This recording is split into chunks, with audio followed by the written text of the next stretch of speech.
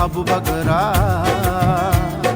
Hani busano mutanga bagi coba angkota habu bagara Luku chongraga namati hi mui manhaya dina मैंने कहा है कि अगर YTF स्ट्रांग रहा तो हमें किसी के संग अलायंस करने का दरकार नहीं है। अगर यूथ हमारे साथ है तो we are ready to fight for greater Tripuraland.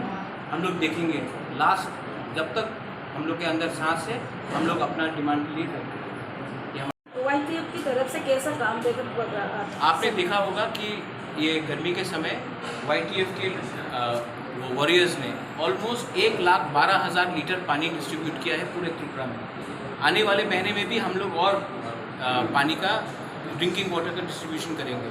ये हम लोग अपने तरीके से कर रहे हैं। हम लोग पॉलिटिकल रैली नहीं करके गांव-गांव में घर घर में जाकर सबको हम लोग पानी का हेल्प करने की कोशिश कर रहे हैं।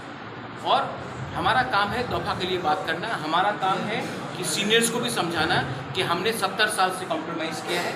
इसी के लिए आज हम लोग का ये परिस्थिति है। इस बार हम लोग कॉम्प्रोमाइज़ नहीं करेंगे। हम लोग रेडी है अपना स्टैंड दिखाने। Thank you.